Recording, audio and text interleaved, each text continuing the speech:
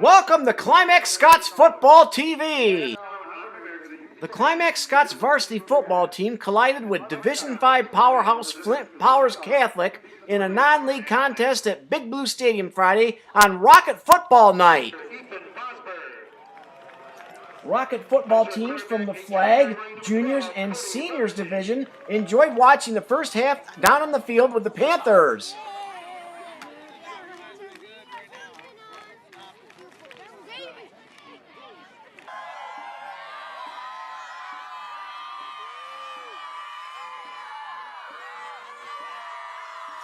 CS gave the Chargers a good test, especially in the first half, but Flint Powers displayed its athleticism on both sides of the ball, handing the Panthers their first loss of the season with a 48-13 win. It didn't take long for the 4-4 Chargers to reach the goal line, as Tony Isaac took the opening kick, found a big opening hole, and romped 90 yards for a touchdown just 18 seconds into the game. Stephen Wilbur kicked the extra point. Undaunted, CS came right back and scored a touchdown on a 47-yard pass play from Ethan Vosberg to Sam Eschice with 8:50 left in the opening frame. Josh Fleck's extra point kick attempt missed the mark for a 7-6 Panther deficit after one quarter. The Panthers did enjoy some momentum near the end of the opening stanza when the team blocked a 35-yard field goal attempt by Flint Powers with 4:42 left in the opening quarter. The Panthers enjoyed another scoring opportunity early in the second quarter after an Ethan Vosberg to Sam Eschice play for 25 yards late in the first quarter helped set up Josh Fleck's 41-yard field goal attempt at the 11:13 mark of the frame, but the attempt missed the mark. Jacques Pugnette broke loose for a 22-yard touchdown run with 8:59 left in the second quarter, and then Wilbur kicked the extra point to put the visitors ahead 14-6. A 17-yard touchdown strike from Riley Start to Charlie Buckley at the 2:38 mark of the second quarter gave the Chargers a 20-6 lead after the extra point kick attempt failed. CS managed a late second quarter drive, moving down to the Flint Powers 25-yard line with 18 seconds left in the first half, but Josh Fleck's 40-yard field goal attempt missed the mark, sending the visitors into the locker room with a 26 lead at halftime. Flint Powers made some adjustments and refocused in the second half, scoring 2 touchdowns in the third and fourth quarters. Alex Thompson then scored on a 13-yard run, followed by Wilbur's extra point kick with 5:22 left in the third quarter to give the Chargers a 27-6 lead. Flint Powers took advantage of a CS fumble that put the visitors on the Panther 33-yard line with 2:43 left in the third quarter. Elias Smiley broke free and found a big hole for a 33-yard touchdown run on the first play following the fumble, and Wilbur kicked the extra point for a 34-6 Flint Powers lead after 3 quarters. Taylor McNally broke off a nice run and scored on a 19-yard touchdown run at the 9:43 mark of the fourth quarter to pull CS within 34-12. Josh Fleck kicked the extra point.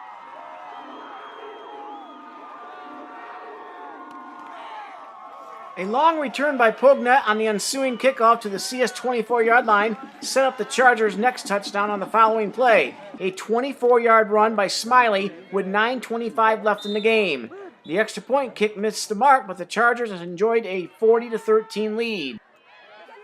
An interception and 70-yard return by Charlie Buckley, followed by a successful 2-point conversion, established the final score. Sam Eschice paced CS's running game with 82 yards on 18 carries, and Logan Simmons picked up 55 yards on 12 carries. Eschice added 9 tackles. CS seniors Tanner Gray and Logan Simmons, along with coach Kevin Langs, talked about how valuable it was to face a larger school as the team moves forward and how a lopsided loss can motivate the players for the final regular season game and into the playoffs. Tanner, this is kind of a tough one. You guys don't lose big like that. Just talk about what you're taking out of this loss, Tanner. I tell you what, it was something we needed for sure. I mean, getting ready for the playoffs is huge to us.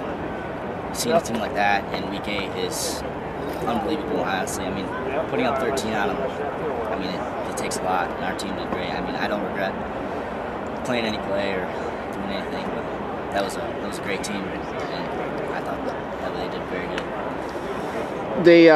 came out and scored off you right away. You come right back. Talk about some of the positives. You had some good long runs, and you guys had some nice plays tonight too, don't you think? Yes, sir, we did. I mean, our line did great. Coming off and scoring on us like that put us down a little bit in the first. But I tell you what, getting into our minds like that is tough. I mean, coming out in the first play and scoring it's big to swallow.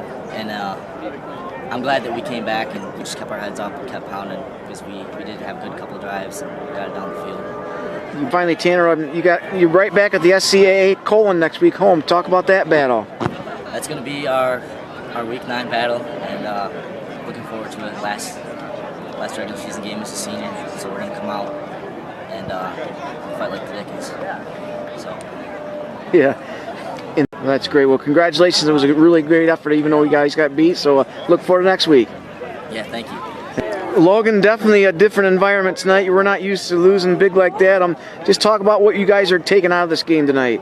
You know, I'm glad they came up and played us. We played them tough, I thought. You know, I don't think there's any shame in losing to a good team. There's shame in rolling over and letting them win. I thought we put up a good fight, you know, very good first half. And, you know, they got two fresh teams going both ways, and they had some big plays, obviously, on kickoff and interception. But I thought we played tough. We marched hard, and, you know, it's definitely good for us. You know, it's one of the biggest schools Climax has ever played in history. You know, I thought we did well. Could tackle a little bit better. Need to take out the legs, need to hold on a little bit better. But, you know, it's good for us. You know, it's not good to win every game 48-13. Sometimes it's a good learning experience. It'll get us ready for the playoffs. Yeah. Did it look like they made some pretty good adjustments in the second half? They really came out steaming on the second half. Yeah, definitely. They made very good adjustments. The coach is a really good guy. He knows what he's doing. He used to coach at New Lothrop, Division 8, and so he knows a small school game a little bit, and he did a very good job making adjustments. And they made playoffs in Division 3, Division 4, Division 5, won state 2 years ago, and lost in semis last year. So they're a good team, and there's obviously a reason that they're winning. So. Yeah. Now, Logan, we're going to head into a real big weekend. Next weekend, you got your final regular season game here back with Colon, and then Sunday, the playoff party. I'm just talking about the opportunity for those memories. Yeah, definitely. It's the last regular season game I'll ever play, along with, a lot of other seniors. And we'll definitely come out on fire. We're definitely going to have a little chip on our shoulder after this week. So I think we're going to come out and play hard, and, I think we'll do well, and heading into playoffs, I think we'll continue that. And, we've been playing good all year long, and a lot of kids have stepped up that maybe haven't played a ton in the past. So I think we're looking good. Should be fun. Well, good job tonight there, Logan. Thank you. Coach Lang's just a different kind of feeling, like not used to being on the other side of that lopsided loss. Let's talk about what you take out of this now. God is gracious no matter whose shoes you wear. Yeah. And.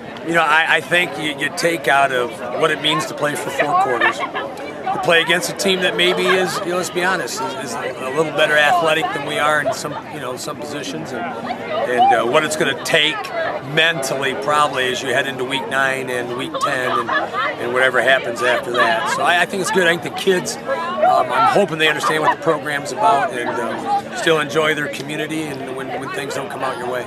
Yep. Some of your players talked about this really motivates them for next week in the playoffs. That you've got to look at that as a good positive, don't you? I sure hope so. I mean, we appreciate Coach Buckle and Flint Powers coming. I thought our seniors great leadership. Tanner Gray, Logan Simmons, you saw that. Anson Manis, Sam Essice, Cody Moody wanted to play. Cody didn't play really the second half. So I thought there was just a lot of toughness, and it's tough.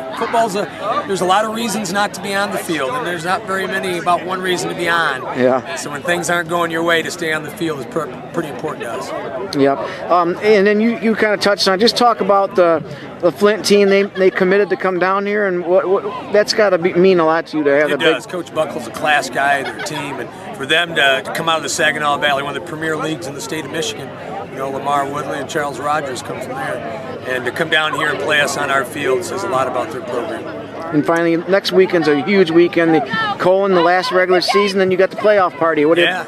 I mean, we're not guaranteed anything after tomorrow on this field, and so the seniors' last regular season game. The community celebrates with our traditional pizza party that we've been blessed to be a part of. And then we'll see where the state of Michigan puts us and lock up and put them on one more time and see. You bet. Coach, thanks a lot. Good luck next week and get it back on the win column. Love you, Scoop. Although these two teams battled each other hard on the field, they got together after the contest and enjoyed a post-game meal provided by Diggin' Catering. Flint Powers Catholic coach Bob Buckle talked about the opportunity to play a smaller school, noting he was quite impressed with the Climax Scots football program. Flint Powers coach here, Bob Buckle. Please talk about the opportunity to come down to Climax Scots and play in a rural school district like this. Well, Climax Scots has a very tough football team. The thing that stands out to our players is how tough-nosed this team is, and the school is, and the community. So we wish them good luck in the playoffs, because I think they're going to do quite well with the style of football that they play. And then finally, try to take some positives out of this. You have both teams sitting down at a table, intermingling with each other. Just talk about the opportunity to kind of intermingle with your opponent. Well, I'm really happy because I saw a lot of our players and their players patting each other on the back during the game. And for us to come, 2.5 hour drive, you never know. We had no idea what this community's like or what the players are like. To be treated so well, even after such a hard-nosed football game, is quite a credit to both teams and both communities, I hope. Well, Coach, that barbecue's smelling pretty good from Diggin' Catering. We wish you the best, and you better go get some barbecue. Thank you. Thank you. Good luck the rest of the day. Right. The 7-1 Panthers complete the regular season October 25 at home against Colon, and then the CS football family enjoys the football playoff pizza party Sunday, October 27 at 6:30 p.m. in the CS Junior Senior High School cafetorium when the playoff pairings will be announced. Reporting live from the beautiful Big Blue Stadium in Climax for www.theclimaxcrescent.com, this is Scoop. Big hand, Big Blue. Love them up.